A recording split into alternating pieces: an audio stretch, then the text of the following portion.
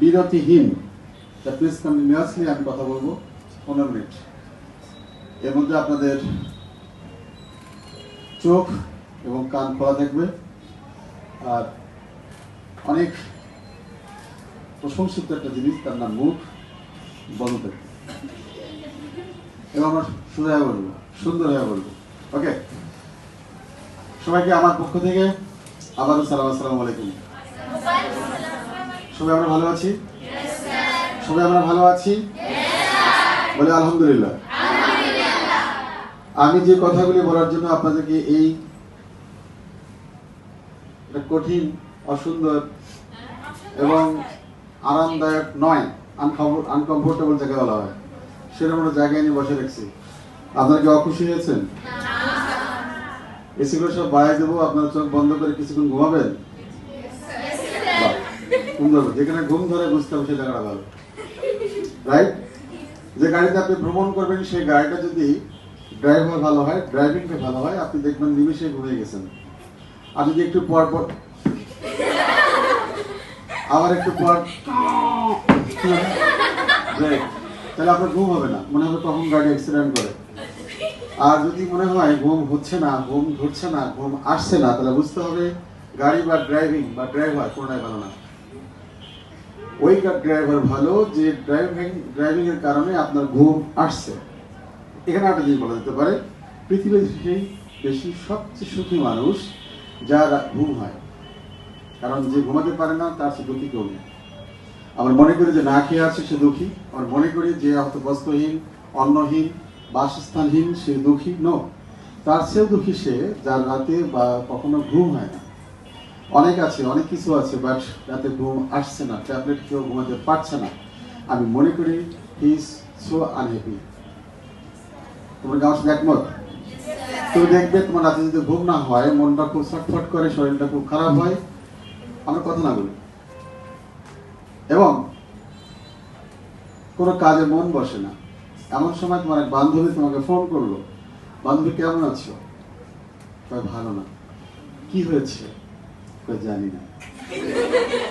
বিষয়টা এরকম, this is called depression. তো ডিপ্রেশন কথাটা বাংলা হচ্ছে বিষণ্ণতা, কিন্তু বিষণ্ণতা তোমার জন্য ঠিক আছে, কিন্তু ডিপ্রেশন কথাটা যখন আমরা শুনি তখন মনে হয় না ঠিক নেই। কারণ ডিপ্রেশন হওয়ার মতো তোমার বয়স আছে, তোমার মধ্যে সেই ভাবনা এখনো আসেনি যে দেশ, জাতি, পরিবার নিয়ে তোমার ভাবতে হবে। এদেশে কি হলো, এদেশের সরকার প্রধান কি, এদেশের সরকার প্রধান কেন কোঅপারেট করলো, কেন চলে গেল, আবার কে আসলো, কি হচ্ছে, দেশে কি হবে, কি হবে। এই ডিপ্রেশনে আপনার ভোগার কোনো প্রয়োজন নেই, দায়িত্ব আরেকজনের আছে।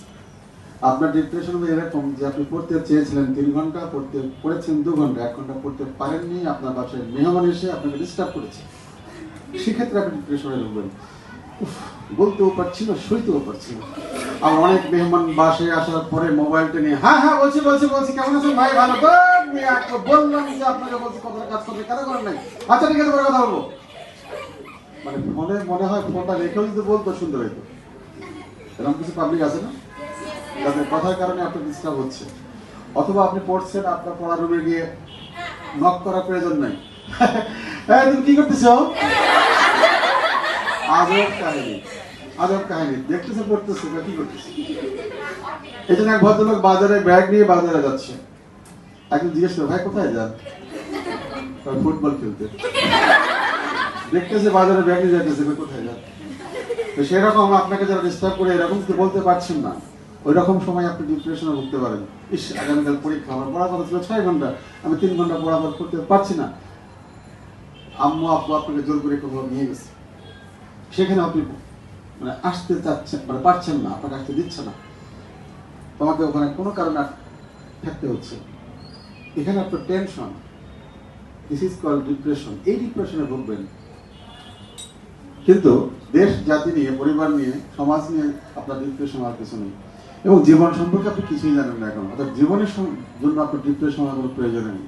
কি চাইলাম আর কি হলো, কি হলো আর কি চাইলাম, এই ধরনের ডিপ্রেশন হওয়ার সময় এসেছে। আমি ভেবেছিলাম যে এবার পরীক্ষায় আমি অবশ্যই 90 ক্লাস করবো, ইস আর 3 নম্বর, কেন হলো না?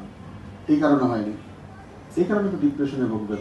দিস ইজ কল্ড ডিপ্রেশন, বিষণ্ণতা। একটা সময় আসে যখন কিছুই বোঝেন না, সাউন্ডটা একটু বাড়ে যায়।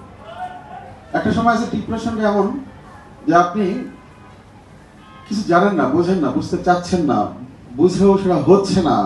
সেটা হচ্ছে এরকম যে কি হয়েছে আপনি জানেন না, খুঁজে পাচ্ছেন না। দিস ইজ কল বিষণ্ণতা। এটা একটা রোগ। This is one kinds of disease. এটা চিকিৎসা নিজেকে খুঁজে বের করতে হবে, এটা কেউ চিকিৎসা দিতে পারবে না।